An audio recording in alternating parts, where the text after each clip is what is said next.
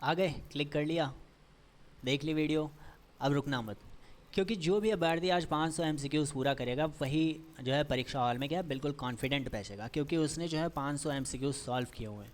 500 का जो एमसीक्यूज़ को सॉल्व करने के लिए आपको मिलेंगे पर क्वेश्चन के लिए मैक्सिमम 30 सेकेंड, 30 to 40 सेकेंड मिलेंगे। ठीक है, तो अपनी सीट बेल्ट को बांध लीजिए और चलिए शुरू करते हैं। रैपिड फायर राउंड होगा ये हमारा। तो चलिए हल करते हैं। आपके स्क्रीन पर ये पहला प्रश्न है हमारा, और अपना स्कोर जो कमेंट पे ज़रूर बताइएगा। तो चलिए बढ़ते हैं अपने सीधे पहले प्रश्न की ओर। तो हमारा पहला प्रश्न है, वर्ष 1905 में, कब? वर्ष 1905 में बालकों की बुद्धि लब्धि क्या होती है, आईक्यू लेवल जिसे बोलते हैं, को प्राप्त करने के लिए विभिन्न आयु के बालकों हेतु परीक्षणों की जो रचना किसने की थी, बताइए। तो क्वेश्चन बहुत ही सिंपल है। हमसे ये पूछा जा रहा है कि बालकों की जो बुद्धि लब्धि ज्ञात करने के लिए विभिन्न आयु के बालकों हेतु बुद्धि परीक्षण की रचना किसने करी। तो टाइम्स हो गया है, तो अपना जवाब क्या है, अल्फ्रेड बीने के द्वारा करी गई थी। किसके द्वारा करी गई थी? अल्फ्रेड बीने के द्वारा। नेक्स्ट क्या है हमारा क्वेश्चन, किशोरावस्था किस प्रकार की अवस्था, मतलब कौन सी प्रकार की अवस्था नहीं है, ऑप्शन में कौन सी अवस्था नहीं है। तो अपने चैनल को क्या कर लेना है, सब्सक्राइब कर लेना है, यूपी टेट स्टडी पॉइंट को। ठीक है, सब्सक्राइब करना है और बेल आइकन को ज़रूर दबाइएगा, और अपना टेलीग्राम चैनल को ज्वाइन कर ले, जहाँ पर ये हमारी पीडीएफ आपको मिल जाएगी। तो कौन सा नहीं है, शांति नहीं होती है भाई। ठीक है, किशोरावस्था में क्या नहीं होती है, शांति नहीं होती है। चलिए नेक्स्ट क्वेश्चन क्या है हमारा, मानसिक विकास में कौन सी शक्तियाँ आती है। तो मानसिक विकास यानी कि मेंटल डेवलपमेंट में कौन सी शक्तियाँ आती हैं। तो कौन सी शक्तियाँ आती हैं, देखो, समस्या का समाधान कर लेगा, चेतना एवं स्मरण बढ़ेगा, ध्यान केंद्रण भी उसका बढ़ेगा। तो इसका मतलब हमारा करेक्ट आंसर क्या हो गया, डी आंसर हमारा बिल्कुल करेक्ट है। मनोविज्ञान के अंतर्गत कौन सी ज्ञानात्मक क्रिया नहीं आती है। तो कौन सी ज्ञानात्मक क्रिया नहीं आती है, ये बताइए, कौन सी नहीं आएगी। देखो, एक स्मरण तो होगा, कल्पना भी होगा, संवेदना भी होगा, कौन सा नहीं होगा, खेल कूद नहीं होगा। खेल कूद किस में आएगा, शारीरिक क्रिया के अंतर्गत आता है ये। अंग्रेजी भाषा का शब्द एजुकेशन किस अन्य भाषा से बना है, कौन सी अन्य भाषा से बना हुआ है। तो कौन सी, लैटिन, ग्रीक, देवनागरी, या फिर इनमें से कोई नहीं। तो इसका करेक्ट आंसर क्या हो जाएगा, बिल्कुल सही जवाब आपने दिया, किससे बना है, लैटिन भाषा से बना है। शिक्षा मनोविज्ञान के केंद्र में क्या है, बताइए। शिक्षा जो मनोविज्ञान है उसके केंद्र में क्या है, खेल कूद नहीं, ये तो शारीरिक का होता है। मन और व्यवहार, मन व्यवहार बता रहा हूँ, मानव व्यवहार है। ठीक है, शिक्षा मनोविज्ञान के केंद्र में। मनोविज्ञान के अंतर्गत क्या क्या होता है, जैसे कि बताया अपने हम लोगों ने, स्मरण होता है, मानव का व्यवहार ही तो पता करते हैं कि वो कल्पना कैसा कर रहा है, ज्ञानात्मक क्रिया है कि नहीं उसमें। तो ये सब किसके मतलब किस तरह का है, मानव व्यवहार से ही पता चलता है। शिक्षा मनोविज्ञान में किस तत्व का अध्ययन नहीं किया जाता है। तो किस तथ्य का अध्ययन नहीं किया जाता है, बताइए। बालक का वंशानुक्रम बिल्कुल किया जाता है, बालक की व्यक्तिगत विभिन्नता भी करी जाती है, बताइए। तो क्या नहीं किया जाता है, बताइएगा। इसका करेक्ट आंसर क्या हो जाएगा, बालक के शारीरिक सौष्ठव का नहीं किया जाता है। किसका नहीं किया जाता है, बालक का शारीरिक का सौष्ठव का नहीं किया जाता है। आत्मनिष्ठ विद्या कौन सी होती है, आत्मनिष्ठ विद्या कौन सी होती है, बताइए। दूसरों पर केंद्रित होती है, नहीं, आत्मनिष्ठ खुद की होती हैं। आत्मनिरीक्षण होता है, भाषा वर्णन विधि होती है, कैसी होती है, आत्मनिरीक्षण विधि। और क्या होता है, नहीं, तो क्या होता है, इसका करेक्ट आंसर क्या होगा, ओनली बी होगा, भाषा नहीं, केवल आत्मनिरीक्षण होगा। क्या होगा, केवल आत्मनिरीक्षण होता है। और क्या होता है, एक और होता है जिसे हम क्या कहते हैं, गाथा, क्या बोलते हैं, गाथा वर्णन विधि, क्या बोलते हैं, गाथा वर्णन विधि होती है, ये भी होती है। अगर पूछा जाए, आत्मनिष्ठ विधियाँ होती हैं, आत्मनिरीक्षण विधि भी होती है, और गाथा वर्णन विधि भी होती है।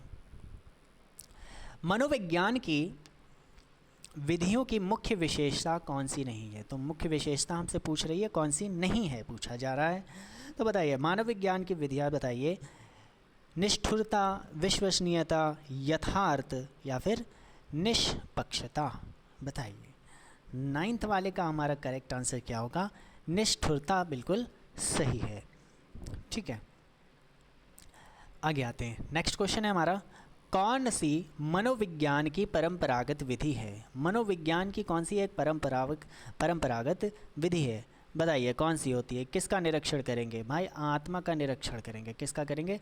आत्मा का निरीक्षण करेंगे। कोहलर ने अपना सिद्धांत किस जानवर पर प्रतिपादित किया था? कोहलर ने अपना जो सिद्धांत है वो किस पर प्रतिपादित किया था? प्रीवियस क्लासेस में हम लोगों ने डिस्कस ज़रूर किया था इस बारे में, तो जिसने प्रीवियस क्लास नहीं देखी इसका पार्ट 1 ज़रूर से देखिएगा इसके बाद में। ठीक है, वहाँ हम लोगों ने क्वेश्चन नंबर 1 से लेकर 150 क्वेश्चन तक डिस्कस किए हैं। ठीक है, और ये जो है हमारी दूसरी क्लास है जो कि 151 से लेकर 300 क्वेश्चन तक की जाएंगे। ठीक है, तो हम लोग कहाँ तक जाएंगे? 300 क्वेश्चन पूरे पूरे अटेम्प्ट करेंगे। तो इसका आंसर बताइए, इसका करेक्ट आंसर क्या हो जाएगा? 11 वाले का जो है अपने किस पे किया था बताइए?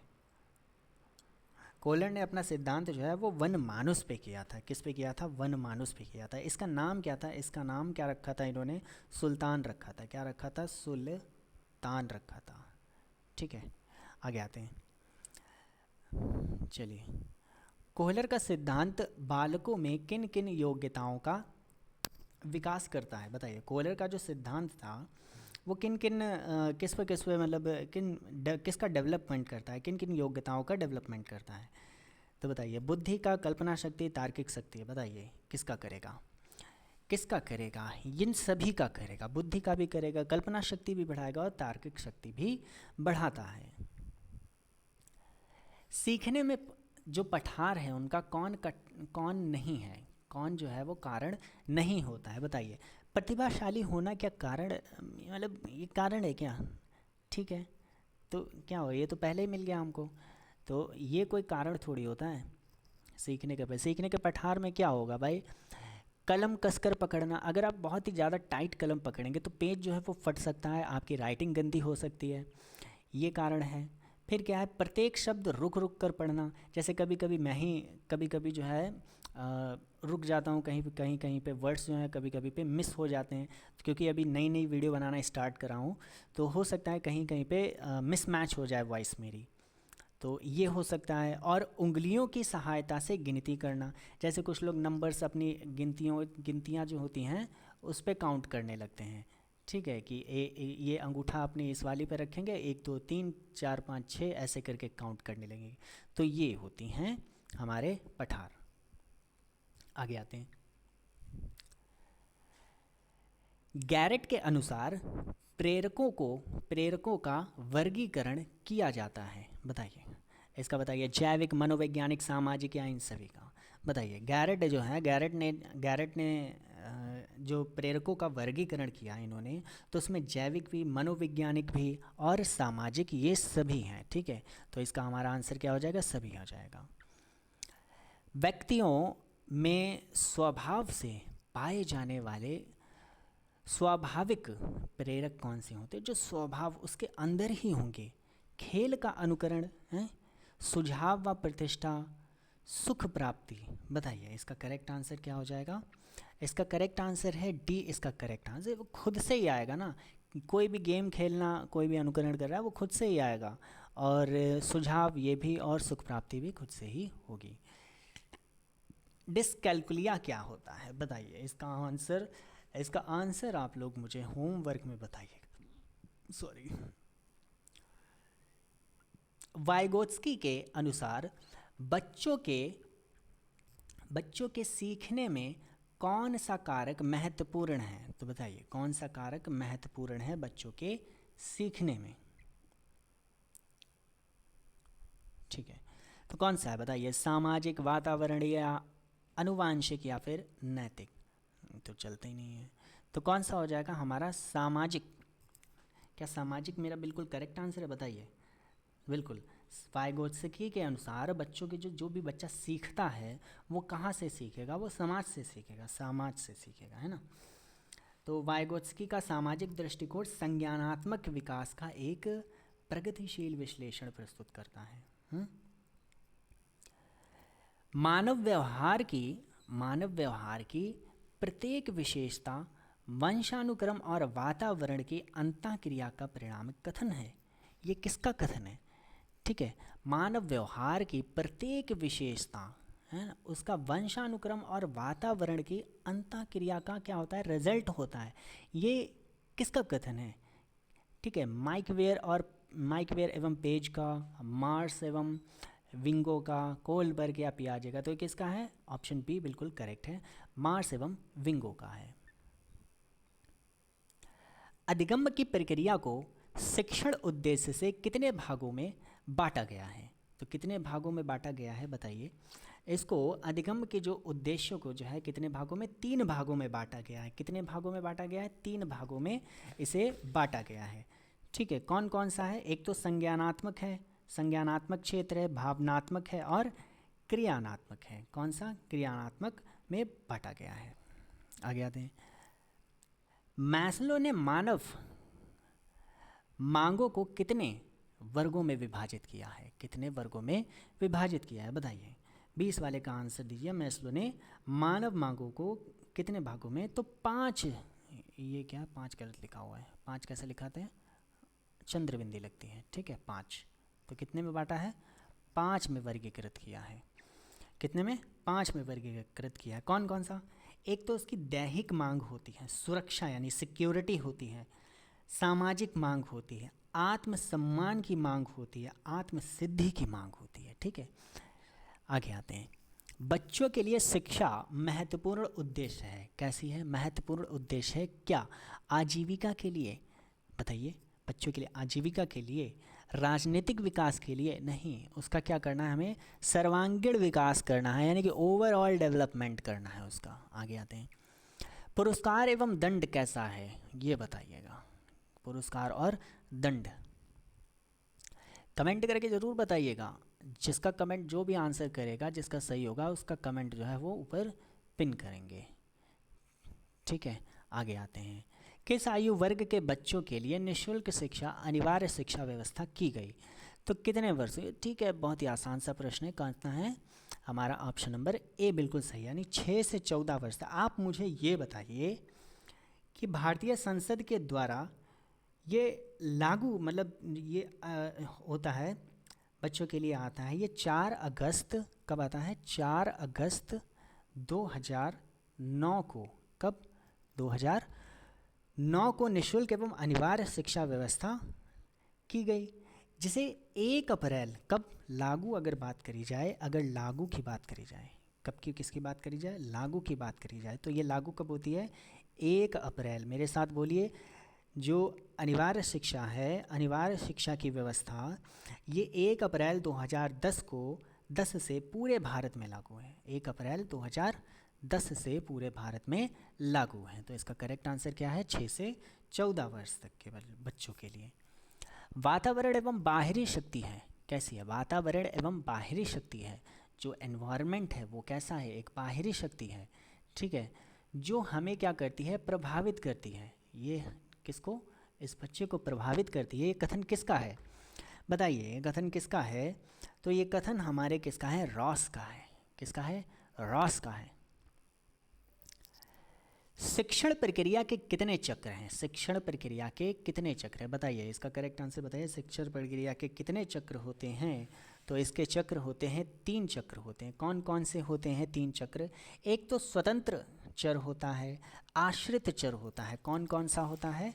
एक तो स्वतंत्र होता है। कौन सा होता है? Just wait. स्वतंत्र होता है। कौन सा? स्वतंत्र। दूसरा होता है हमारा आश्रित। तीसरा क्या होता है हमारा? हस्तक्षेप वाला।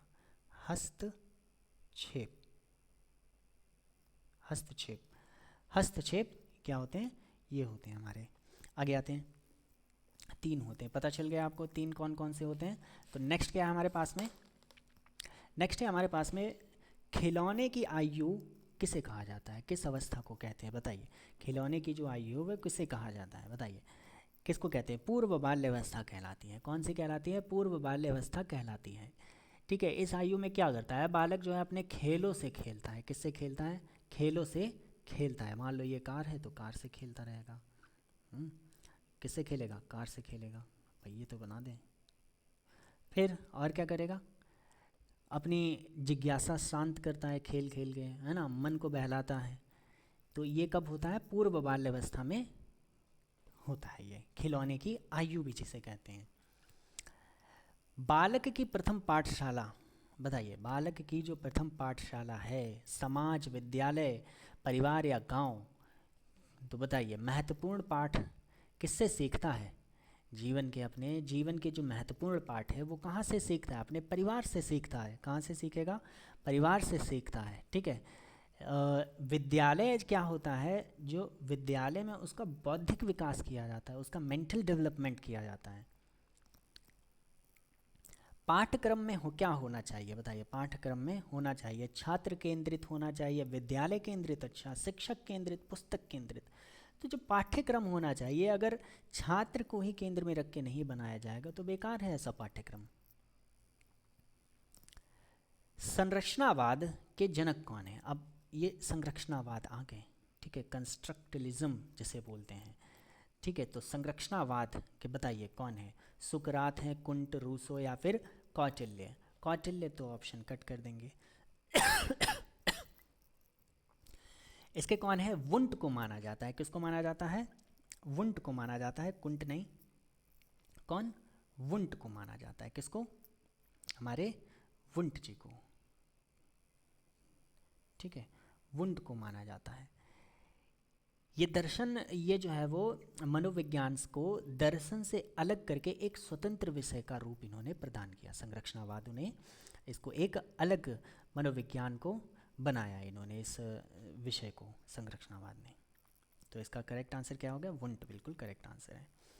डिस्ग्राफिया क्या होता है। ग्राफिया अगर आप समझ रहे होंगे, ग्राफिया, ठीक है, ग्राफिया सॉरी ग्राफिया तो क्या हो जाएगा बताइए, लेखन से, पठन से, गणितीय से या उच्चारण विकार से। तो बिल्कुल किससे हो रहा होगा, तो कठिन और धीमी हो जाएगी इसमें, इसकी क्या, लेखन में विकार हो जाएगा, इसकी जो राइटिंग है जो बेकार हो जाएगी, डिस्ग्राफिया कहलाता है। अब हम लोग नेक्स्ट 30 क्वेश्चन की तरफ बढ़ते हैं। जो संकल्प आप करें उसे पहले अवसर पर ही पूर्ण कीजिए। ठीक है, ये कथन किसका है, बहुत ही अच्छा कथन है ये। किसका है, जेम्स स्पेयरमैन हॉल या फिर मैकडूगल का है। तो ये कथन हमारे किसका है, जेम्स जी का है। किसका है, जेम्स का है। ऑप्शन ए बिल्कुल करेक्ट है। आप मुझे 30 आउट ऑफ, पहले ऐसे लिख दीजिएगा, फर्स्ट राउंड लिख dीजिएगा और उसके आगे जितने आपके क्वेश्चन सही है वहाँ पे, सपोज आपके अगर 28 सही है तो आप 28 लिखिए। नेक्स्ट 30 के लिए अगर आपके 30 सही है तो 30 कर दीजिए। ठीक है, फिर 4th, 3rd और 5th, ऐसे करके 5 राउंड हो गए। रैपिड फायर रिवीजन की तरह आप लोग क्वेश्चंस को सॉल्व करते जाएंगे। ठीक है, तो अपना लास्ट में कमेंट करके स्कोर ज़रूर बताइएगा। जिसका हाईएस्ट होगा ज़रूर से उसका कमेंट को पिन करेंगे और नेक्स्ट वीडियो में उसका शो भी किया जाएगा। अच्छा, नेक्स्ट क्वेश्चन है, अच्छी आदत बुरी आदत के प्रकटीकरण को अवसर नहीं देती है। यानी कि एक अच्छी आदत जो है वो बुरी आदत के प्रकटीकरण का अवसर ही नहीं देती है, अतः उसका जो स्वयं ही अंत हो जाता है ना, उसका जो बुरी आदत का है वो खुद से स्वयं ही अंत हो जाता है। तो ये किसका कथन है, ये किसका कथन है, हमारे भाटिया जी का है। किसका कथन है, भाटिया जी का है। किस सिद्धांत के अनुसार हम दुखद तथा अपमानजनक बातों को याद नहीं रखना चाहते हैं। अच्छा, ये कौन सा सिद्धांत है। ठीक है, कौन सा सिद्धांत है। जैसे कभी कभी ऐसे भी कुछ इंसिडेंट हो जाते हैं जो आप चाहकर भी याद नहीं रखना चाहते हैं ना, तो याद नहीं रखना चाहते तो ये कैसा होता है, धैर्य का सिद्धांत होता है, नहीं, आत्म अनुभूति का सिद्धांत। तो कौन सा सिद्धांत, दमन का सिद्धांत होता है। उसको हम क्या कर रहे हैं, दमन कर रहे हैं, उसको दबा रहे हैं। निम्न में कौन बुद्धि को समायोजन की योग्यता मानता है? समायोजन की योग्यता मानता है, बताइए। समायोजन वर्ड आए, समायोजन, मेरे साथ बोलिए, समायोजन।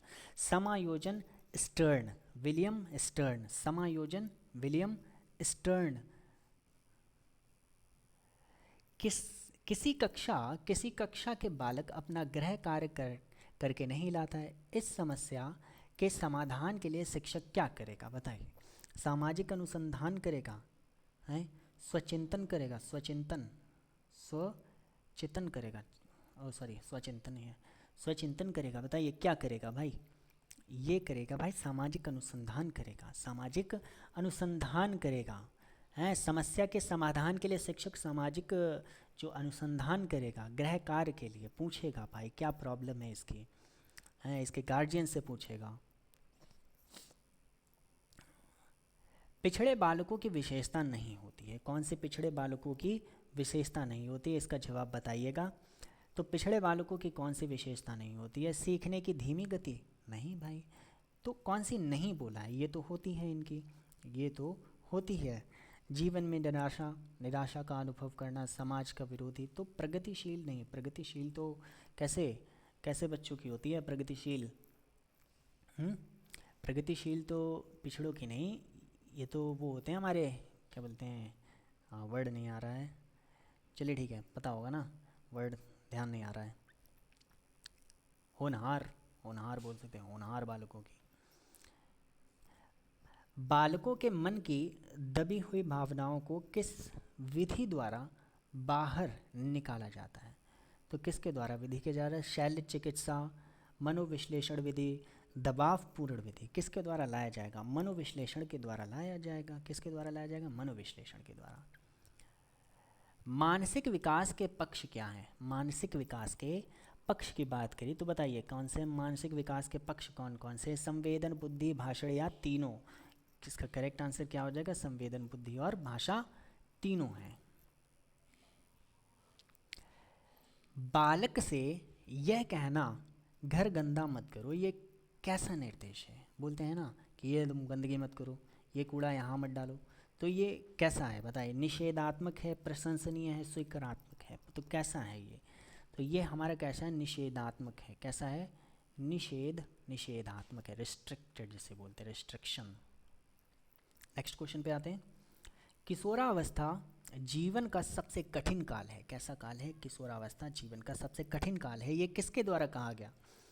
तो ये किसके द्वारा कहा गया? ये कैलपैट्रिक के द्वारा कहा गया। किसके द्वारा कहा गया? कैलपैट्रिक के द्वारा कहा गया। ठीक है, आगे आते हैं। किशोरावस्था को कितने भागों में मुख्यतः बांटा जा सकता है? किशोरावस्था को कितने मुख्य भागों में बांटा गया है बताइए? तो दो भागों में बांटा जाता है। किस भागों में? तो दो भागों में बांटा जाता है। कौन कौन सा? एक होता है हमारा पूर्व, ठीक है, किशोरावस्था कब से कब तक चलती है? 13 से 16 वर्ष तक की। और दूसरी कब से कब तक? किशोरावस्था जिसे बोल देंगे उसको क्या बोलेंगे? किशोरावस्था, ठीक है, किशोरावस्था। ये कहाँ से? 17 से 19 वर्ष तक। ठीक है, तो दो होती हैं, एक पूर्व किशोरावस्था और किशोरावस्था। मानव शरीर का आकार किस ग्रंथ की सक्रियता से बढ़ता है? तो किस ग्रंथ से बढ़ता है? किस ग्रंथि से बढ़ता है? ग्रंथ नहीं, ग्रंथ नहीं, ग्रंथि होगा। ठीक है, क्या होगी? ग्रंथि होगी। क्या होगी? ग्रंथि। ठीक है, तो किस ग्रंथि से बढ़ता है बताइए? पीनियल ग्रंथि से बढ़ता है। ठीक है, किससे बढ़ता है? पीनियल ग्रंथि से। सीखने के कौन कौन से प्रकार हैं? तो सीखने के कौन कौन से प्रकार होते हैं बताइए? कौन कौन से प्रकार होते हैं? तो गमन, निर्देशात्मक, क्या होता है? गमन और निर्देशात्मक भी होता है। गमन बता रहा हूँ, गमक, गमक। और कौन सा होता है? ये भी होता है। और निर्देश लिखा ही हुआ है, निर्देशात्मक भी होता है।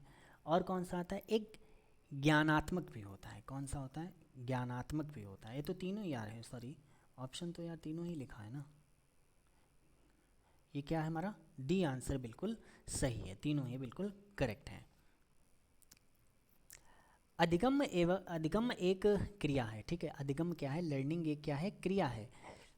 जिसकी विशेषता क्या होती है? जिसकी विशेषता क्या होती है बताइए? सार्वभौमिकता एवं निरंतरता होती है। एक विशेषता इसकी क्या होती है? सार्वभौमिकता एवं निरंतरता अधिगम की एक ये विशेषता है। उद्दीपक अनुक्रिया सिद्धांत को दूसरे किस नाम से जाना जाता है?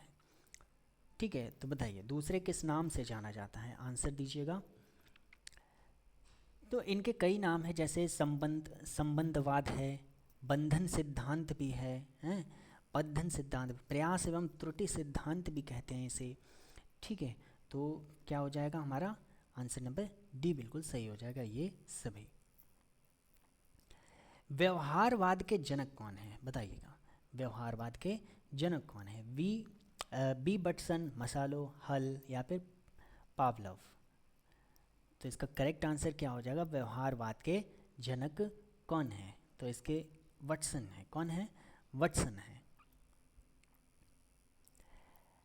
एल हॉल ने सीखने के किस सिद्धांत का प्रतिपादन किया? किस सिद्धांत का प्रतिपादन किया? तो बताइए। प्रबल सिद्धांत का, प्रबलन सिद्धांत का इन्होंने प्रतिपादन किया था। किसका किया? प्रबलन सिद्धांत का। सीखना प्रभावित होता है, कैसे प्रभावित होता है सीखना? सीखने वाले के संवेगों से, संवेग छिड़ता से या निर्देशन से? तो कैसे होता है? देखो, सीखना सीखने वाले और संवेगों से प्रभावित होता है ये, ठीक है। सीखने वालों इससे क्या होता है? ये प्रभावित होता है। आगे आते हैं।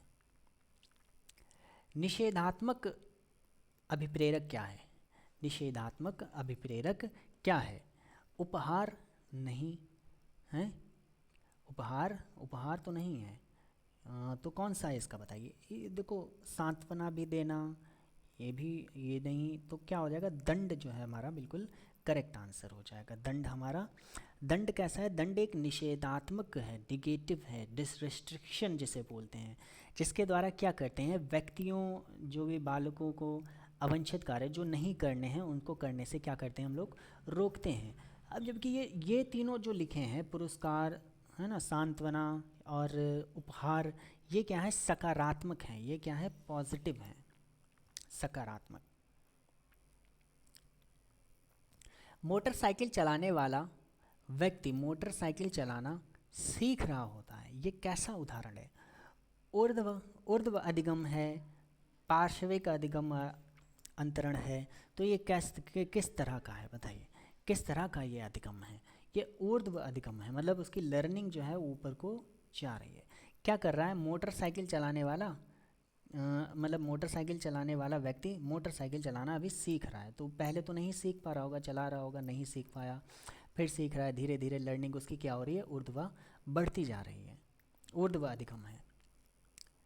राष्ट्रीय पाठ्यचर्या की रूपरेखा 2005 के अनुसार शिक्षक की भूमिका क्या होती है बताइए? शिक्षक की भूमिका क्या है? राष्ट्रीय पाठ्यचर्या रूपरेखा 2005, पहली बात तो यही याद कर लीजिए इतना कि राष्ट्रीय पाठ्यचर्या रूपरेखा किस वर्ष लागू हुई थी? ऑप्शन में लिखा होगा 2009, 2005, है ना, इस तरह से। तो हमारा करेक्ट आंसर 2005 है, बनेगा। इस क्वेश्चन का जवाब दीजिए। इस क्वेश्चन का जवाब का बिल्कुल सही है, सुविधा दाता। किसकी तरह? सुविधा दाता की तरह के रूप में। ब्रूनर के अनुसार संज्ञानात्मक विकास को कितने स्तरों में बांटा जा सकता है? ब्रूनर के अनुसार पूछ रहा है, ठीक है। ब्रूनर के अनुसार जो संज्ञानात्मक विकास है उसको कितने वर्गों में? तो कितने वर्गों में? तीन स्तरों में बांटा जा सकता है। कितने स्तरों में? 3 स्तरों में बांटा जा सकता है। कैसे कैसा? एक तो क्रियात्मक है, ठीक है, क्रियात्मक है। दूसरा प्रतिबिंब, अच्छा पूरा लिख देता हूँ,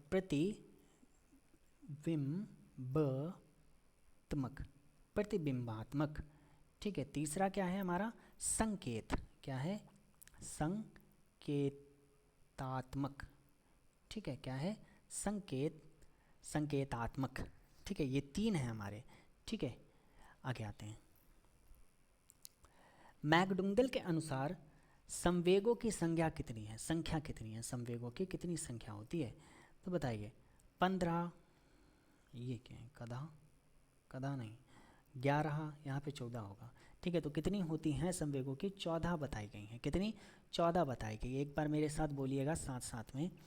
पलायन, युयुत्सा है जो कि लड़ना जिसे बोलते हैं, युयुत्सा, विकिरण, सांत्वना, ठीक है, प्रार्थना, और शरण गति, काम प्रवृत्ति, उत्सुकता, वितितता यानी कि दैन्य अवस्था जिसे बोलेंगे, और आत्मगौरव, सामूहिकता, भोजन तलाश, संग्रहण, रचना धर्मिता, और हंसना, हंस। ठीक है, आगे आते हैं। बुद्धि के अध्ययन का पक्ष है क्या है? बताइए, बुद्धि का अध्ययन अगर करें तो इसका पक्ष क्या है? अध्ययन के पक्ष बताइए क्या है? कार्यात्मक होता है, संरचनात्मक भी होता है, क्रियात्मक पक्ष भी है। ठीक है, आगे आते हैं। नेक्स्ट अब हमारे पास में आई, कितने प्रश्न हैं इसमें? 24 ही प्रश्न हैं। चलिए 6 प्रश्न आगे देखते हैं, ऐड करते हैं। अधिगम में अभ्यास के नियम का आशय क्या होता है? बताइए। अधिगम में लास्ट तक बने रहिएगा, ठीक है। लास्ट तक अगर आप अभी क्वेश्चन सॉल्व कर लेंगे, ठीक है। अभी हम लोगों ने कितने क्वेश्चन सॉल्व किए? 60 क्वेश्चन सॉल्व कर लिया अप्रॉक्स, ठीक है। तो कॉन्फिडेंस यहीं से आएगा। जब आप पूरे 500 क्वेश्चन सॉल्व कर लेंगे तो आपको लगेगा कि हाँ मैंने 500 क्वेश्चन सॉल्व किए, मुझे आता है, मैंने कुछ पढ़ा हुआ है। तो क्वेश्चन अटेम्प्ट करने में डर नहीं लगेगा, ठीक है।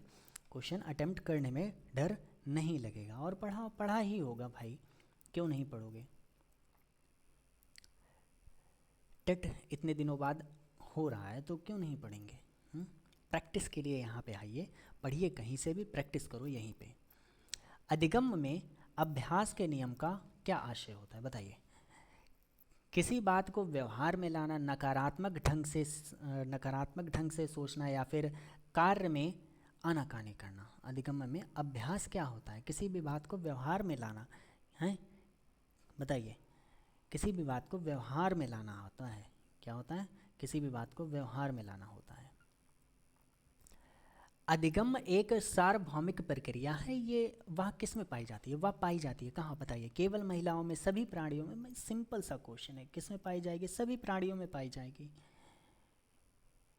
साइंस एंड ह्यूमन बिहेवियर नामक जो पुस्तक है, ये कैसे? अब ये डायरेक्ट क्वेश्चन है, इस पर कुछ ऐसा वो है नहीं, याद होगी, पता होगी, आपने पढ़ी होगी तो ज़रूर से आंसर आपको पता चल गया। कौन है? स्किनर है। कौन है?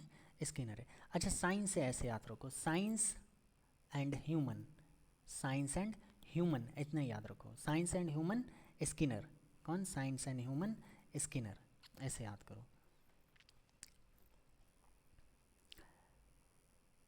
अधिगम की प्रक्रिया का सर्वाधिक प्रभावी कारक कौन है? सर्वाधिक प्रभावी कारक क्या होता है? मतलब कौन होता है? बताइए।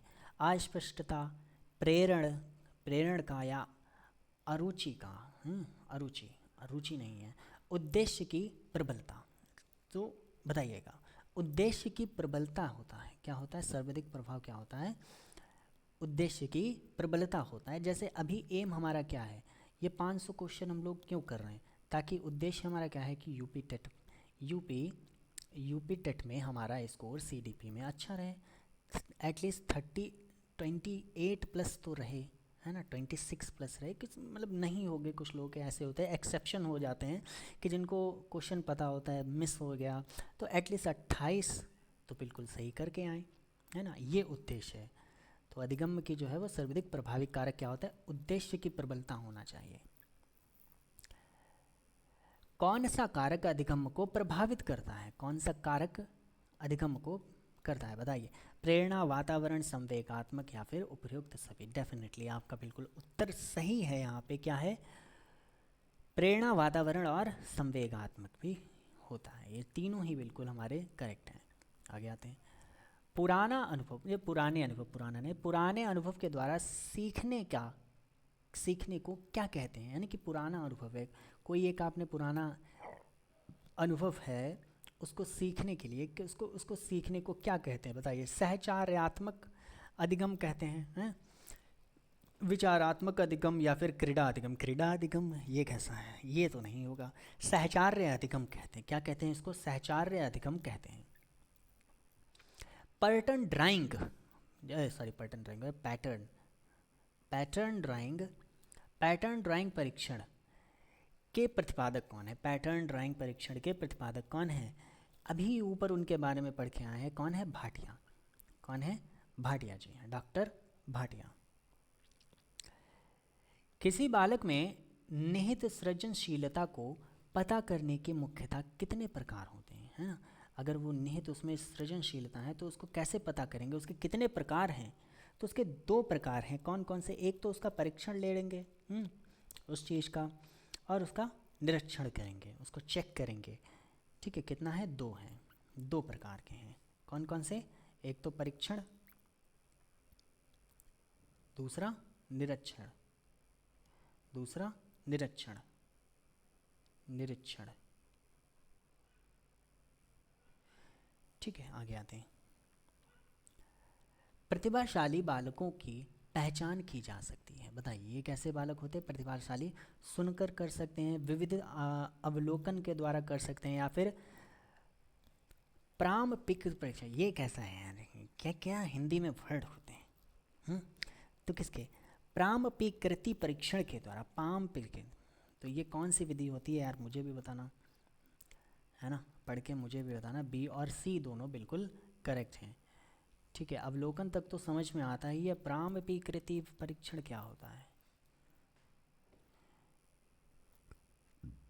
समस्यात्मक बालकों के शिक्षा के समय कौन सी बातों को ध्यान में रखना चाहिए? जो भी समस्या, जो क्लास में शरारत करता रहता है हमेशा, तो उसके बालकों की शिक्षा के समय कौन सी बातों को ध्यान में रखना चाहिए?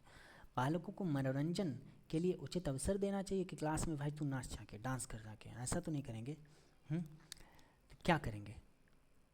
तो बिल्कुल उसको मनोरंजन के लिए उचित समय देंगे ताकि वो हमेशा बोर महसूस ना करने लगे अपने आप को। शिक्षकों का मधुर सहयोगात्मक पॉजिटिव एटीट्यूड रहना चाहिए बच्चे के लिए। अच्छे कार्यों के लिए प्रोत्साहन उसको और पुरस्कार देना चाहिए। तो ये सभी होते हैं, क्या है? ये उपयुक्त सभी हमारा करेक्ट आंसर है। प्रतिभाशाली बालकों को क्या कहा जाता है? प्रतिभाशाली बालकों को क्या कहा जाता है? श्रेष्ठ बालक, तीव्र सीखने वाला बालक, या फिर निपुण बालक। तो ये तीनों ही हमारे बिल्कुल सही है। ठीक है, आगे आते हैं। नेक्स्ट क्या है हमारे पास में? विशिष्ट बालकों की श्रेणी में कौन आता है? मानसिक और मंदबुद्धि, पिछड़े बालक, समस्यात्मक बालक।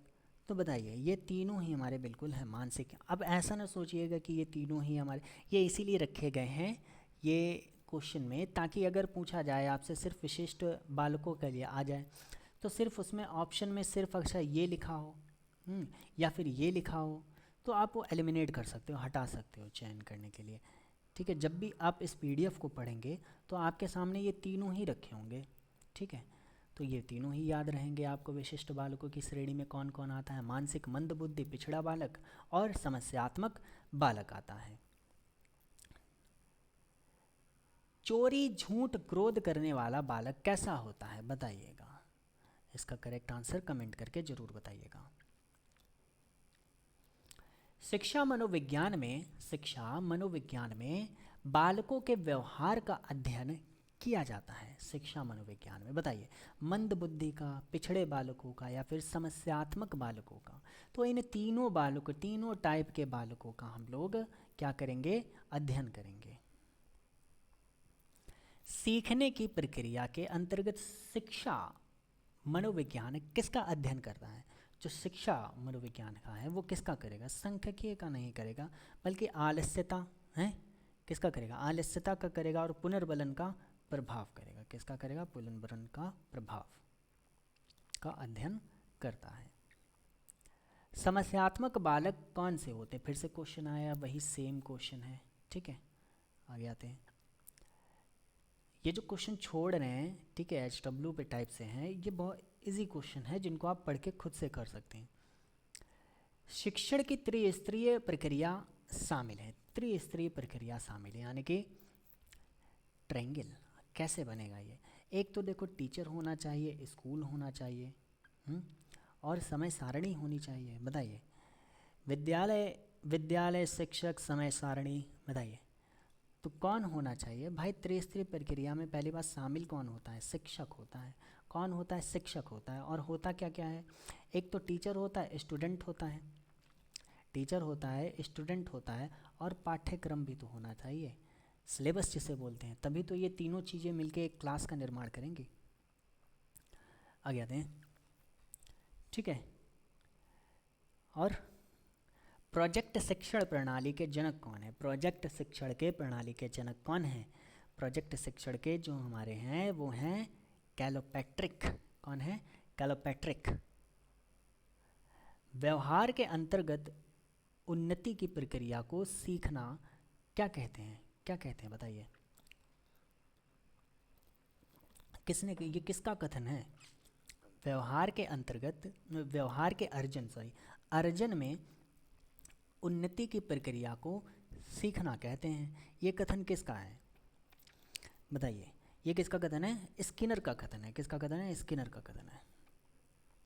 अनुभव द्वारा व्यवहार में रूपांतरण लाना ही अधिगम है, ये कथन किसका है बताइए? जो अनुभव है, अनुभव के द्वारा, अनुभव द्वारा जो व्यवहार में जो रूपांतरण उसका आ जाता है, चेंजेस आने लगते हैं, तो वैसी लर्निंग को ये वो वही लर्निंग है ना, वही लर्निंग है, अधिगम है।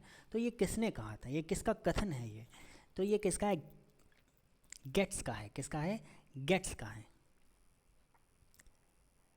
विकास निरंतर चलने वाली क्या है? प्रक्रिया होती है। किस सिद्धांत के से, ये किस सिद्धांत से संबंधित है? विकास जो है वो निरंतर चलने वाली एक प्रक्रिया है। ये कथन जो है वो विकास के निरंतर सिद्धांत से संबंधित है। खुद ही प्रश्न में ही लिखा हुआ है निरंतर। तो क्या है? निरंतर, निरंतरता का सिद्धांत है। कैसा सिद्धांत है? निरंतरता का सिद्धांत है। सामाजिकरण का प्रमुख कारक क्या होता है बताइए? सामाजिकरण का प्रमुख है, समाज है, सामाजिकरण का क्या क्या होगा इसमें? तो परिवार मुख्य होता है इसका। क्या होता है? परिवार मुख्य कारक होता है। बाल विकास की 4 अवस्थाओं का वर्णन किस मनोवैज्ञानिक ने किया था? 4 बोल रहा है, चाल, चाल, चाल, चार, चार, है ना। अब 4 जो है कौन कौन सी थी? मैंने प्रीवियस क्लासेस में बिल्कुल से इसका डिस्कशन किया हुआ है। तो कौन है इसका करेक्ट आंसर? इसका पियाजे इसका बिल्कुल करेक्ट आंसर है। कौन है? पियाजे हैं। 4 कौन कौन से? इंद्रिय जनित, है ना, इंद्रिय जनित गमन अवस्था जिसे बोलते हैं, और क्या? पूर्व संक्रियात्मक अवस्था है, मूर्त संक्रियात्मक अवस्था और अमूर्त संक्रियात्मक अवस्था का वर्णन जीन पियाजे के द्वारा किया था। ठीक है। बाल केंद्रित शिक्षा का क्या अर्थ होता है? बाल केंद्रित शिक्षा का क्या अर्थ होता है बताइए? बच्चों की अभिव्यक्ति और उनकी सक्रिय भागीदारी का महत्व देना। हाँ, होता है बिल्कुल। चलिए, बच्चों को नैतिक शिक्षा देना, बच्चों को पूर्ण रूप से स्वतंत्रता देना नहीं। तो बाल केंद्रित क्या है हमारा? ए ऑप्शन बिल्कुल करेक्ट है। बताइए, ए ऑप्शन बिल्कुल करेक्ट है। आते हैं 25 नंबर पे। 25 नंबर के क्वेश्चन पे आते हैं। ये इस क्वेश्चन में कुछ गड़बड़ है क्या? बच्चों की अभिव्यक्ति और उनकी सक्रिय भागीदारी को महत्व, हाँ ठीक है, तो ए वाला हमारा बिल्कुल सही है। ये बताइए, सर्व शिक्षा अभियान कब प्रारंभ हुआ था? सर्व शिक्षा अभियान कब प्रारंभ होता है? वर्ष 2000, 2001, 2004 या फिर वर्ष 2005 या 1998? तो करेक्ट आंसर क्या हो जाएगा? वर्ष 2001 में प्रारंभ हुआ था। आगे आते हैं। बहुबुद्धि सिद्धांत के प्रतिपादक कौन है? बहुबुद्धि सिद्धांत के प्रतिपादक कौन है? तो किसने किया था? ये एक ही है, हार्वर्ड गार्डनर के द्वारा। कौन है इसका पूरा नाम? इनका पूरा नाम क्या है? हार्वर्ड गार्डनर ने किया था। ठीक है। इस सिद्धांत में कहते हैं बुद्धि के 3 कारक, 3 कारकों पर बल दिया था इन्होंने। कितने कारकों पर बल दिया था? 3 कारकों पर बल दिया था। आगे आते हैं। बालकों के प्रकार कितने होते हैं बताइए? बालकों के प्रकार अंतर्मुखी, बहिर्मुखी, या फिर अंतर्मुखी और बहिर्मुखी दोनों ही होते हैं बालकों के प्रकार। इंट्रोवर्ट और एक्सट्रोवर्ट हैं, अंतर्मुखी और बाहिर्मुखी। ब्लूम के भावनात्मक पक्ष में शामिल हैं। ब्लूम के भावनात्मक पक्ष में क्या शामिल है बताइए? अनुक्रिया, आकलन, संगठन या उपयुक्त सभी। तो क्या है? उपयुक्त सभी। एक और होता है, कौन होता है? ध्यान देना। क्या है? ध्यान देना भी होता है। ध्यान देना, अनुक्रिया, आकलन और क्या? संगठन हैं। ये सभी मूल्य जो है विश्लेषण विशेषीकरण ब्लूम के क्या है? भावनात्मक पक्ष में क्या है? ये शामिल है। बुद्धि सीखने की योग्यता कथन, ये कथन किसका है? बुद्धि जो है वो सीखने की क्या है? तो बताइए 29 का बताइए, ये किसका कथन है? ये किसका है? बकिंघम का है। किसका है? बकिंघम का है। लास्ट क्वेश्चन है इस वाली का, मतलब इस प्रैक्टिस सेट पेपर का। सीखना एक प्रक्रिया है जीवन पर्यंत चलने वाली। कैसी है? जीवन पर्यंत चलने वाली है। पहला ही ऑप्शन हमारा बिल्कुल सही है। क्या है? सीखने एक प्रक्रिया है। कैसी है? जीवन पर्यंत चलने वाली। तो अभी तक आपके कितने प्रश्न हुए हैं सही? तो कौन सा राउंड है ये हमारा? तो यहाँ पर अपना स्कोर जरूर अपना कैलकुलेट करिए कि कितना हमारा टोटल हो रहा है। तो लास्ट चलते हैं, अपने 4 नंबर पे चलते हैं, फिर 5 और बस 2 ही और बचे हैं। 60 क्वेश्चंस और बचे हैं। हार्डली 25 या फिर 20 मिनट्स में इसको फिनिश कर देंगे। ठीक है, आगे आते हैं। तो बाल अपराध की श्रेणी में रखा जा सकता है। बताइए इसका? माता पिता की बात ना मानना, ये बाल अपराध की श्रेणी में आएगा। अभद्र भाषण, अभद्र भाषा का प्रयोग करना, या फिर आवारागर्दी। तो ये बताइए ये कौन है भाई? ये तीनों ही हैं भाई। माता पिता की अगर बात नहीं मान रहा है तो बाल अपराध में ही है। ठीक है, तो क्या है ये? उपयुक्त सभी इसका करेक्ट आंसर होगा। बाल अपराधियों को सुधारने के लिए किसकी सहायता लेनी चाहिए? हाँ, तो किसकी सहायता लेंगे? अपराधियों की सहायता लेंगे। अच्छा, सही है। और क्या है? शिक्षकों की सहायता, मनोचिकित्सकों की सहायता। तो किसकी सहायता लेना सही रहेगा बताइए? किसकी सहायता लेंगे? मनोचिकित्सक की सहायता लेंगे। आगे आइए। उपचारात्मक विधि उपयोगी है। कब होती है उपयोगी है? उपचारात्मक शिक्षण या फिर विधि है, क्या होता है? विधि को मतलब इसका आंसर क्या होगा पहले ये बताइए? पिछड़े बालकों को क्या करते हैं? सुधार में लाते हैं। क्या करते हैं? सुधार में लाते हैं। मतलब जो भी छात्र जो अपनी जो कुशलता या फिर विचार की त्रुटियों को दूर करने में सफलता प्रदान करते हैं। त्रुटियों को उसको सफलतापूर्वक उसको प्रदान कर देते हैं। और उपचारात्मक विधि का प्रयोग पिछड़े बालकों के सुधार में उपयोगी होती है बहुत ही ज़्यादा। ठीक है, आगे आते हैं।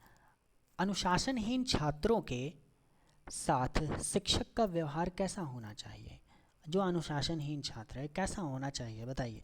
कठोर, विनम्र, तटस्थ या फिर सहानुभूतिपूर्ण होना चाहिए? किस तरह का होना चाहिए बताइए? इनमें से कौन सा आंसर लगता है आपको सही है?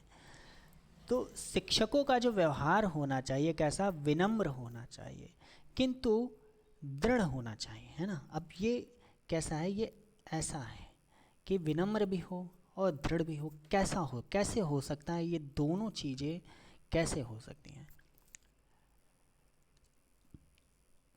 चलिए, शिक्षा मनोविज्ञान की वस्तुनिष्ठ विधि है। बताइए, आत्मनिरीक्षण विधि, गाथावर्णन विधि या फिर साक्षात्कार विधि? कौन सा इसका करेक्ट आंसर होगा बताइए? 5 वाले का मनोविज्ञान की वस्तुनिष्ठ विधि है। कैसी विधि है? मनोविज्ञान की वस्तुनिष्ठ विधि। बताइए, साक्षात्कार विधि है। कौन सी है? साक्षात्कार विधि है। ऑप्शन नंबर डी बिल्कुल करेक्ट है। बताइए, शारीरिक विकास का क्षेत्र क्या है? बताइए, हड्डियों में वृद्धि और स्नायु मंडल में विकास और मांसपेशियों में वृद्धि, या फिर ये सभी? तो बताइए कौन सा? तो ये हमारे तीनों ही शारीरिक विकास में ये तीनों ही क्षेत्र हैं। मूर्त बुद्धि का अच्छा उदाहरण है। उदाहरण नहीं पूछा है मूर्ख बुद्धि का। बताइए, अगर एक मूर्ख बुद्धि वाला है तो कैसे कैसे काम करेगा बताइए? इंजीनियर का मूर्ख होता है, अब कह दोगे हाँ हो सकता है क्योंकि ब्रिज तो टूट जाते हैं बड़ी जल्दी। दार्शनिक या फिर कारीगर या फिर मैकेनिक, कौन होता है? कौन नहीं बता रहा है हमको, बताइए। तो कौन नहीं है? ये तो सभी लग रहे हैं, सभी बहुत ही अच्छे हैं। तो कौन उदाहरण नहीं है? तो दार्शनिक नहीं है। ठीक है, मूर्त बुद्धि का अच्छा वो मैंने मूर्ख पढ़ लिया सर, तो मूर्ख नहीं, तो मूर्त बुद्धि का एक अच्छा उदाहरण नहीं है मूर्त। ठीक है, कारीगर है, मनोवैज्ञानिक है और इंजीनियर भी होता है। मूर्त बुद्धि क्या होता है? मूर्त बुद्धि होता है। ठीक है, बल्कि ये जो है कैसे होते हैं? सैद्धांतिक। ये कैसा होता है? दार्शनिक जो होता है, दार्शनिक होता है कौन? एक सैद्धांतिक बुद्धि का होता है। कैसा होता है? जैसे लेखक है, कवि है, दार्शनिक है, वैज्ञानिक, वकील, ये सब क्या होते हैं? सैद्धांतिक बुद्धि के होते हैं। आगे आते हैं, नेक्स्ट क्वेश्चन क्या है हमारा? समन्वित व्यक्तित्व में पाया जाता है, समन्वित व्यक्तित्व में पाया जाता है, क्या पाया जाता है? सुंदर देखने की इच्छा, अच्छे वस्त्र धारण करना, या फिर दृढ़ इच्छा शक्ति या उच्च शिक्षा प्राप्ति। तो इसका करेक्ट आंसर क्या हो जाएगा? इसका करेक्ट आंसर है दृढ़ इच्छा शक्ति होता है। क्या होता है? दृढ़ इच्छा शक्ति, बिल्कुल करेक्ट आंसर है। ठीक है, नेक्स्ट क्या है? कुंठा की दशा में बालक कैसा बन जाता है? कुंठा की दशा में बालक कैसा बन जाता है? आक्रमणकारी, एकांतवादी, रोगी और ये सभी आ जाते हैं उस पर। कुंठित व्यक्ति जो होता है वो इन सभी का शिकार हो जाता है।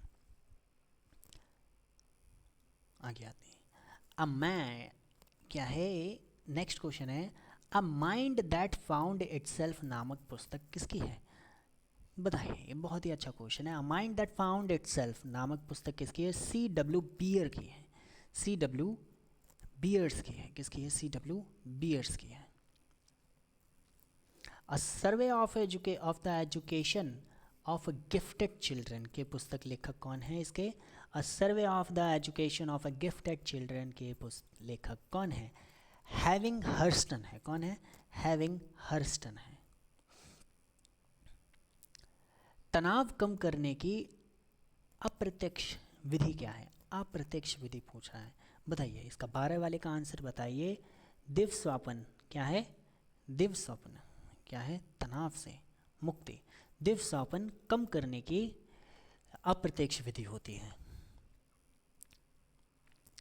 बहरे बालक को पढ़ाने की एक विधि है, बताइए। मौन वचन, आत्मीकरण, अंगुली वाचन या फिर डांट कर। तो बताइए 13 का क्या हो जाए? आइडेंटिफिकेशन, क्या करेंगे उसका? आइडेंटिफिकेशन, आइडेंटिफिकेशन, ये क्या आइडेंटिफिकेशन? तो यानी कि इसका क्या करेंगे? इसको क्या बोलते हैं? आत्मीकरण। बहरे बच्चों को पढ़ाने की एक विधि होती है। कैसी? आत्मीकरण। क्या होती है? आत्मीकरण। चोरी की समस्या बालक में किस अवस्था में प्रारंभ होती है? तो बताइए, चोरी की जो समस्या है वो बालक में कब से प्रारंभ होती है? तो 5 से 6 वर्ष का जो बालक होता है उससे स्टार्ट हो जाती है। ठीक है, प्रारंभ हो जाए, क्योंकि ये अगर ऐसे प्रत्येक वस्तु को ना प्राप्त करने के उसमें लालच आने लगता है कि वो जो भी है अच्छी लग रही है, वो अपनी ही होनी चाहिए बस, है ना। दूसरों की भेद नहीं करता है, किसी दूसरों की क्या नहीं करता है? भेद नहीं करता, जिससे ये समस्या उत्पन्न होती है। ये क्या? जिससे ये चोरी करने की समस्या उत्पन्न होती है। आगे देखते हैं, बच्चों को परिवार में कैसे वातावरण से दूर रखना चाहिए? परिवार में कैसे वातावरण से दूर रखना चाहिए? अश्लील, है ना, अश्लील चीज़ से दूर रखना चाहिए। किशोरावस्था की आयु अभी पढ़ी थी हम लोगों के लिए, बताइए। किशोरावस्था की आयु 12 से 18 वर्ष। आगे चलते हैं नेक्स्ट क्वेश्चन पे। नेक्स्ट क्वेश्चन क्या है? अनुभव द्वारा व्यवहार में परिवर्तन वाला अधिगम, ये कथन किसका है ना? अनुभव के द्वारा व्यवहार में परिवर्तन, ये कथन किसका है? गेट्स, ईपी, किसका है? बताइए, ये किसका है? अभी ऊपर पढ़ के आए थे, किसका है? गेट्स का है। मनोविज्ञान का मतलब मनोविज्ञान का विज्ञान है। किसका विज्ञान है? तो किसका विज्ञान है? यही तो पढ़ते आ रहे हैं, किसका विज्ञान है? मनोविज्ञान मन एवं व्यवहार का विज्ञान है। किसका है? आत्मा मत लगा के आना। किसका है? मन एवं व्यवहार का है। संप्रेषण का प्रकार क्या है बताइए, संप्रेषण का प्रकार बताइए, शाब्दिक, व्यवहारिक, वातावरणीय या फिर भाषागत। तो इसका करेक्ट आंसर क्या हो जाएगा, शाब्दिक। और दूसरा क्या हो जाएगा, ये तो पहला हो गया, और दूसरा अशाब्दिक भी हो जाएगा, है ना, अशाब्दिक। अपव्यय एवं अवरोधन की समस्या मुख्यतः संबंधित किससे होती है बताइए, किससे संबंधित, उच्च शिक्षा, माध्यमिक शिक्षा, प्राथमिक शिक्षा और विशिष्ट शिक्षा से, किससे होती है बताइए, उच्च शिक्षा से, माध्यमिक शिक्षा, प्राथमिक शिक्षा या विशिष्ट शिक्षा से। तो बताइए किससे संबंधित है, तो ये हमारा करेक्ट आंसर क्या हो जाएगा इसका, 20 वाले का करेक्ट आंसर है प्राथमिक शिक्षा से बिल्कुल संबंधित है। किससे संबंधित है, प्राथमिक शिक्षा से। ब्रूनर के संज्ञानात्मक विकास के स्तरों की संख्या कहती है। अब ब्रूनर के बताया, कितने बताई थी भाई, 3 बताई थी। एक क्रियात्मक अवस्था बताई थी, प्रतिबिंबनात्मक अवस्था बताई थी, संकेतनात्मक अवस्था बताई थी। तो कितनी है, 3 है। शैशवावस्था से वृद्धावस्था तक के विकास क्रम का अध्ययन किया जाता है। तो किस में करा जाएगा, शैशवावस्था से वृद्धावस्था तक। तो ये क्या होता है, क्रम, एक विकास का ये क्रम है, हैं, क्रमिक अध्ययन होता है। ये कैसा होता है, क्रमिक अध्ययन होता है। कैसा होता है, क्रमिक अध्ययन होता है विकासात्मक विधि के द्वारा। नेक्स्ट क्वेश्चन क्या है हमारा, योजना पद्धति किस उपागम संप्रदाय की देन है बताइए। योजना पद्धति जो है वह किस संप्रदाय की देन है, तो बताइएगा। इसका करेक्ट आंसर क्या हो जाएगा, प्रयोजनवाद हो जाएगा। बिल्कुल सही जवाब इसका प्रयोजनवाद में। प्रश्नोत्तर विधि और वाद विवाद विधि के जनक कौन है बताइए। प्रश्नोत्तर विधि, सुकरात, रॉस, रूसो या फिर टैगोर। तो कौन है प्रश्नोत्तर विधि के जो है बहुत ही फेमस हैं, कौन है, सुकरात हैं। कौन है, सुकरात हैं। ठीक है, आगे आते हैं। शिक्षण अधिगम प्रक्रिया का अंग क्या है बताइए। शिक्षण अधिगम प्रक्रिया के कितने अंग होते हैं, आप मुझे ये बताइए। अंग है तो कितने अंग है बताइए इस प्रक्रिया, इसमें इसके अंग कितने हैं, 5 अंग होते हैं। कौन कौन से होते हैं, तो शिक्षक होता है, ठीक, शिक्षार्थी होता है, पाठ्य पुस्तक होती है, शिक्षण विधि होती है और शिक्षण अधिगम होता है। कौन होता है, शिक्षण अधिगम, यानी कि ये तीनों होते हैं। देखो क्या क्या लिखा हुआ है, एक तो देखो शिक्षण होता है, ठीक है, एक कौन सा लिख देता हूँ, शिक्षण लिख देता हूँ, शिक्षण, ठीक है। और कौन सा आता है, शिक्षण अधिगम प्रक्रिया हो गए, मतलब सॉरी, शिक्षण अधिगम प्रक्रिया नहीं, शिक्षक हो गया, ठीक है, और शिक्षार्थी हो गया और पाठ्य पुस्तक हो गया। अब तीसरा क्या है हमारे पास में, अगर तीसरे की बात करें, फोर्थ नंबर की बात करें, तो फोर्थ नंबर पे कौन आ जाएगा, शिक्षण विधि। कौन हो जाएगा, शिक्षण विधि और शिक्षण अधिगम, ठीक है, अधिगम, ठीक है। गार्डनर के अनुसार बुद्धि के प्रकार हैं कितने, गार्डनर के अनुसार बुद्धि के कितने प्रकार होते बताइए, 5, 7, 8 या फिर 3, कितने होते हैं। तो बुद्धि के गार्डनर के अनुसार पूछा गया है। अभी हम लोगों ने ऊपर पढ़ा था वो दूसरे थे, ये क्या है, गार्डनर के अनुसार कितने होते हैं बुद्धि के प्रकार, 7 बुद्धि के प्रकार बताएं इन्होंने। कितने बताएं, 7 बुद्धि के प्रकार बताए हैं। आगे आते हैं। अब ये हमारे लास्ट 30 क्वेश्चन बचे हैं। अभी तक जिसने चैनल को सब्सक्राइब नहीं किया, चैनल को सब्सक्राइब जरूर कर ले और बेल आइकन को ज़रूर दबाएं और अपना स्कोर जो है वो कमेंट करके ज़रूर बताएं। जिसका टॉप स्कोर होगा उसका कमेंट जो है वो ऊपर पिन करेंगे और नेक्स्ट वीडियो में इसको शो भी करेंगे। तो बताइए ये क्वेश्चन बताइए। अच्छा 4 क्वेश्चन उसमें मिस हो गए लगता है, हाँ ये 26 तक है ना, हाँ 27, 28, 29 ये मिस हो गए, कोई बात नहीं। 4 प्रश्न यहाँ के और आई थिंक 4 प्रश्न वहाँ के, ठीक है। आते हैं अपने नेक्स्ट क्वेश्चन पे आते हैं। वह बच्चे जिनके परिवार का वातावरण प्रजातांत्रिक होता है, कैसा होता है, प्रजातांत्रिक होता है,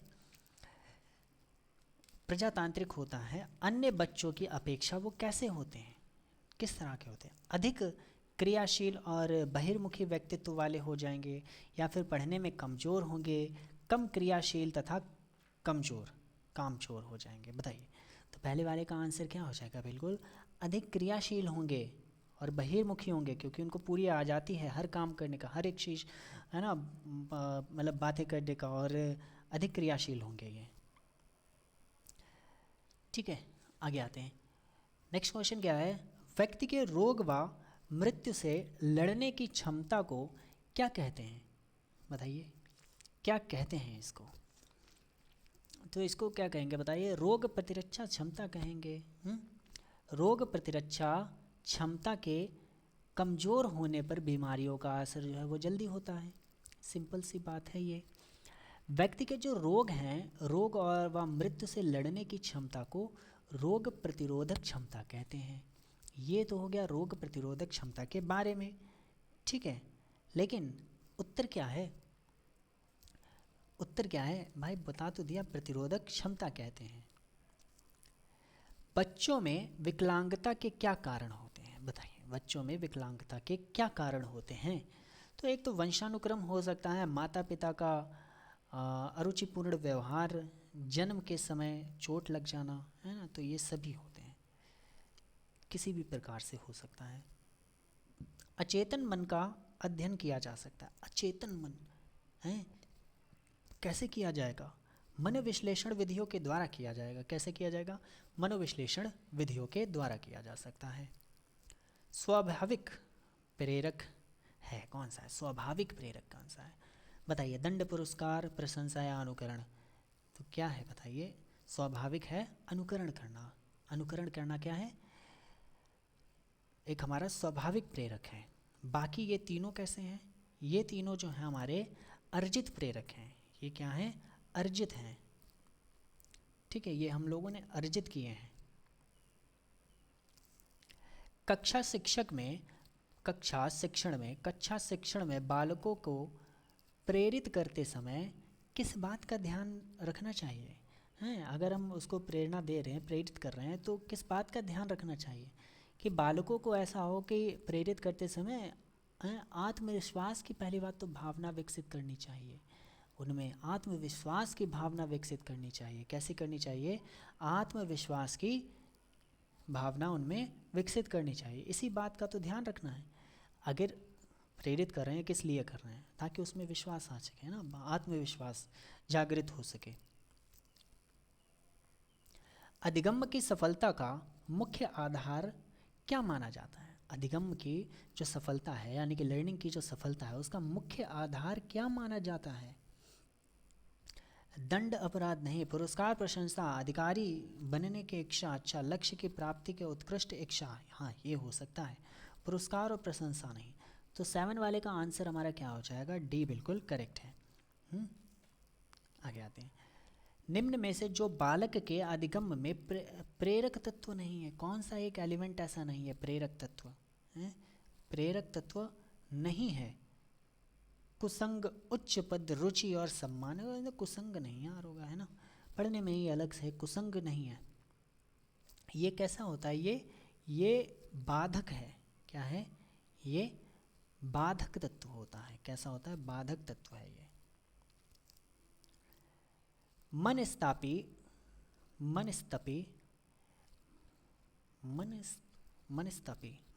बालकों की समस्या कौन सी नहीं होती है? बताइए।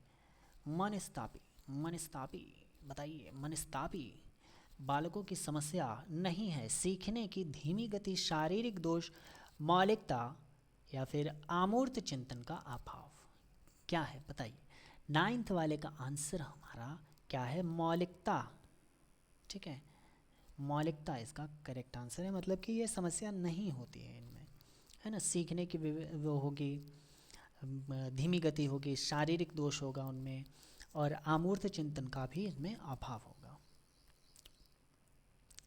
अत्यधिक वाचाल और प्रश्न चित्त करने वाले तथा सामाजिक प्रवृत्ति के धनी, मतलब जो सामाजिक प्रवृत्ति के धनी वाले बालक जो होते हैं, बालकों का व्यक्तित्व कैसा होता है?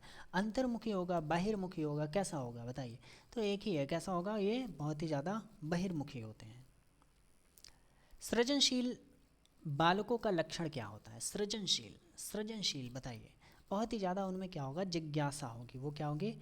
जिज्ञासा होती है। विशिष्ट आयु स्तर पर होने वाले विकास प्रतिमानों के अपने गुण होते हैं। कौन से गुण होते हैं? विशिष्ट, स्वाभाविक, सामान्य एवं सामान्य तथा विशिष्ट दोनों। तो कौन से होते हैं बताइए? दोनों होते हैं। दोनों होते हैं क्या? सामान्य तथा विशिष्ट दोनों होते हैं। विकास क्या होता है? विकास बताइए, विकास क्या होता है? विकास जो है वो बताइए, सामान्य से विशिष्ट की तरफ, विशिष्ट से सामान्य की तरफ, या सामान्य से विशिष्ट दोनों बराबर। बताइए 13 वाले का करेक्ट आंसर बताइए क्या होगा? विशिष्ट की ओर होता है, सामान्य से विशिष्ट की ओर कैसे जाता है? सामान्य से विशिष्ट की ओर जाता है विकास। साक्षात्कार विधि, साक्षात्कार विधि का कौन सा गलत चरण है? साक्षात्कार की विधि का कौन सा गलत चरण है? तैयारी और संचालन, क्या? तैयारी और संचालन, समापन और विश्लेषण, रिकॉर्डिंग या नियंत्रण। तो कौन होता है? नियंत्रण करने से क्या होता है? जो साक्षात्कार की प्रक्रिया है बनावटी हो सकती है ना? क्या हो जाता है? बनावटी हो जाती है। तो नियंत्रण इसका करेक्ट आंसर हो जाएगा। नेक्स्ट क्वेश्चन पे आते हैं। निरीक्षण विधि की विशेषताएं कौन सी होती हैं? निरीक्षण विधि की विशेषता कौन सी होती हैं? तो निरीक्षण विधि जो है हमारी क्या होती है बताइए? पारस्परिक संबंधों का अध्ययन करना सरल हो जाता है, या प्राप्त परिणाम अधिक विश्वसनीय होता है। तो कौन सा हो जाए बताइए? जो प्राप्त जो भी होते हैं इस विधि में, जो निरीक्षण विधि से जो होते हैं, प्राप्त परिणाम अधिक विश्वसनीय हो जाता है ना? कैसा हो जाएगा? अधिक विश्वसनीय होता है। भारत में प्रथम मनोवैज्ञानिक प्रयोगशाला की स्थापना किसने करी? किसने करी बताइए? तब तक भी बताओ कब होती है? प्रथम जो होती है 1916 में होती है। कहाँ पर होती है? ये होती है कलकत्ता में होती है। कहाँ पर होती है? कलकत्ता में होती है। ठीक है, कहाँ होती है? कलकत्ता में होती है, जो कि अब क्या बोलते हैं? कोलकाता बोलते हैं। अच्छा, किसने करी? ये करी थी एस.एन. गुप्ता के द्वारा करी जाती है। किसके द्वारा? एस.एन. गुप्ता के द्वारा। ठीक है। निर्देशन समकालीन सकल्यवादी शकल्यवादी सिद्धांत के प्रतिपादक हैं, कौन है? स्किनर हैं, गेगन और गेस्टाल्ट हैं, पंडूरा हैं, या फिर ग्रेम्स हैं? कौन है बताइए? इसके करेक्ट आंसर बताइए कौन हो जाएगा? इसका करेक्ट आंसर इसका करेक्ट आंसर क्या है? तो गेगने गेस्टाल्ट है। कौन? गेगनेवा गेस्टाल्ट। अंतर्बोध परीक्षण के प्रतिपादक कौन है? अंतर्बोध परीक्षण के प्रतिपादक कौन है बताइए? इसके कौन है? लियोपोल्ड बेलक है। कौन है? लियोपोल्ड बेलक है। सीखना व्यवहार में उत्तरोत्तर सामंजस्य की एक प्रक्रिया है। यह कथन किसका है? सीखना व्यवहार में एक उत्तरोत्तर सामंजस्य की एक प्रक्रिया है। ये किसका कथन है? ये हमारे स्किनर का कथन है। किसका कथन है? स्किनर का कथन है। लास्ट 10 क्वेश्चन अब बचे हुए हैं, तो लास्ट तक बने रहिएगा। ठीक है, पूरी वीडियो देखिएगा और चैनल को सब्सक्राइब कर लेना है आपने, है ना? और क्या करना है? बेल आइकन को ज़रूर से दबा लेना, और चलिए टेलीग्राम चैनल को ज़रूर से ज्वाइन कर लीजिएगा, और चैनल को क्या कर लेना है? सब्सक्राइब कर लेना है। वीडियो अच्छी लगी हो तो लाइक कर देना, और कमेंट में अपनी प्रतिक्रिया ज़रूर देना। जो भी होमवर्क वाले क्वेश्चन पूछे गए हैं, जिनका जवाब देने को कहा गया है, वो जवाब ज़रूर दीजिएगा। क्लास कैसी लगी आपको वो भी कमेंट करके ज़रूर से बताइएगा। चिंतन का रूप क्या है? चिंतन का रूप क्या है? चिंतन का जैसे कौन कौन से निम्नलिखित में से कौन से रूप हो सकते हैं बताइए? एक प्रत्यक्षात्मक चिंतन है, काल्पनिक चिंतन है, और कौन सा हो जाएगा? संप्रत्यात्मक चिंतन है, निर्देशित चिंतन। तो ये जो है चिंतन है हमारे, कैसे हैं? चिंतन है। तो करेक्ट आंसर इसका क्या? प्रत्यक्षात्मक चिंतन होता है, बाकी नहीं। क्रोध, प्रेम, भ्रम किस प्रकार के हैं बताइए? परिकल्पना, संवेग, अभिवृत्ति या फिर मूल्यांकन। तो संवेग के प्रकार होते हैं, कौन कौन से होते हैं संवेग के? क्रोध होता है, ठीक है, कौन सा होता है? क्रोध होता है, पहली बात तो यही है। और प्रेम होता है, भ्रम होता है, ये किसके संवेग के होते हैं। किसके होते प्रकार? संवेग के प्रकार हैं। ज्ञान का स्थानांतरण होता है, कैसा होता है? ज्ञान का स्थानांतरण कैसे होता है? धनात्मक होता है हैं, और ऋणात्मक भी होगा या फिर शून्यात्मक होगा।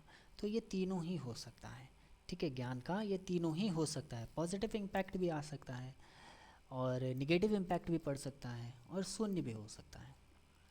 आदर्शवाद का प्रमुख उद्देश्य क्या है? आदर्शवाद का प्रमुख उद्देश्य क्या है? इनका एक प्रमुख उद्देश्य यह है कि ये चाहते हैं कि एकता, मतलब कि आदर्शवाद का जो प्रमुख उद्देश्य है अनेकता में एकता लाना। कैसा? अनेकता में एकता, एकता की भावना को विकास करना चाहते थे ये आदर्शवादी। बुद्धि आमूर्त चिंतन की क्षमता है। बुद्धि क्या है? आमूर्त चिंतन की क्षमता है। ये किसका कथन है? ये किसका कथन है? ये हमारे टर्मन का कथन है। किसका कथन है? टर्मन का कथन है। बुद्धि आमूर्त चिंतन की क्षमता है, ये किसका कथन है? टर्मन का है। ब्रूनर ने कितने प्रकार की संबद्धता पर बल दिया? ब्रूनर ने कितने प्रकार के दिया? बताइए कितने प्रकार के हैं ब्रूनर? 2, 5, 4, 3, कितने प्रकार के दिया है? तो 2 प्रकार के बल दिया है इन्होंने। कितने प्रकार के? 2 प्रकार पे। कौन कौन से? एक तो व्यक्तिगत, क्या? व्यक्तिगत। दूसरा कौन सा? दूसरा सामाजिक। दूसरा कौन सा? सामाजिक। सामाजिक सिद्धांत पर इन्होंने बल दिया है। क्रेसमर के अनुसार पिकनिक्स, हिंदी में लिखा ना थोड़ा सा, पिकनिक्स व्यक्तित्व, ये कैसा व्यक्तित्व है? पिकनिक्स व्यक्तित्व की पहचान कैसे की जा सकती है? पिकनिक्स व्यक्तित्व की तो क्रिसमर के अनुसार कैसे किया जाएगा बताइए? तो छोटा मोटा होना चाहिए, चौड़ा हो, गोल हो, हाँ? तो ये होनी चाहिए दोनों क्रिसमर के अनुसार पिकनिक्स। अच्छा, चॉम्स्की ने वृद्धि तथा विकास के किस सिद्धांत को प्रतिपादित किया? तो किस सिद्धांत को प्रतिपादित किया? चॉम्स्की ने किस सिद्धांत को प्रतिपादित किया? चॉम्स्की के अनुसार बताइए। चॉम्स्की ने किसका? भाषा विकास सिद्धांत। भाषा के सिद्धांत को किसके किया? भाषा सिद्धांत। प्रभावशाली विधि व्यक्तित्व मूल्यांकन की किस प्रकार की विधि है? तो प्रश्नावली व्यक्तित्व की मूल्यांकन, अगर किसी को प्रश्न पूछ के उसका मूल्यांकन कर रहे हैं तो एक कैसी विधि है बताइए? साधारण विधि, मौखिक है, गतिक विधि या फिर केस विधि है? तो कैसी है बताइए? ये एक साधारण विधि है। कैसी विधि है? एक साधारण विधि है। 29 पे आ गए हैं लास्ट को, इसके बाद लास्ट क्वेश्चन है। तो जितने लोग भी अभी लास्ट तक बने हुए डेफिनेटली भाई अपने लिए लाइक करो, क्योंकि लास्ट तक के आप लोग देख रहे हैं वीडियो, यहाँ तक बने हुए बिल्कुल सीरियस एस्पिरेंट हैं आप लोग, है ना। यही पहचान होती है एक सीरियस एस्पिरेंट की। तो लास्ट तक बने हुए हैं। इसके बाद 30 क्वेश्चन है। इसके बाद एक और क्लास होगी जिसमें अप्रॉक्सीमेटली 200 क्वेश्चन हम लोग ऐसे ही सॉल्व करेंगे। तो नेक्स्ट पार्ट के लिए क्या करना है? हमको चैनल को सब्सक्राइब कर लेना और बेल आइकन को प्रेस करना है, ताकि आप लोग स्टे अपडेट रहें, हैं, क्वालिटी कंटेंट के लिए। ठीक है, ज़्यादा हो गया। बालकों के सीखने की, खेलने की विधि की अवस्था क्या होती है बताइए? कौन सी होती है? पूर्व बाल्य अवस्था होगी क्या? बिल्कुल सही है। क्या होती है? पूर्व बाल्य अवस्था होती है। स्फूर्ति की अवस्था किसे कहा जाता है? स्फूर्ति की अवस्था, बहुत ही ज़्यादा स्फूर्ति रहेगी, दौड़म भाग, खूब इधर उधर भाग रहे हैं, तो कब होती है? वो होती है बाल्यावस्था होती है। कब होती है? बाल्यावस्था। किशोरावस्था कैसी होती है? संवेग एवं तूफान की अवस्था होती है। ऑप्शन में हमारे लिखा है ना किशोरावस्था। किशोरावस्था, ठीक है। अरे स्लाइड नहीं लगाई मैंने।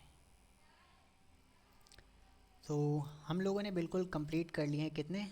200 MCQs कंप्लीट, 300 MCQs हम लोगों ने कंप्लीट कर लिए हैं इस सीरीज़ के, ठीक है। 500 MCQ सीरीज़ में हम लोगों ने 300 MCQs बिल्कुल कंप्लीट कर लिए हैं। तो मिलते हैं नेक्स्ट 200 MCQs कंप्लीट करने के लिए। नेक्स्ट टारगेट हमारा क्या रहेगा? 200 MCQs हम लोग यहाँ पे रैपिड और जल्दी जल्दी हम लोग यहाँ पे फिनिश करेंगे। तो मिलते हैं नेक्स्ट वीडियो में।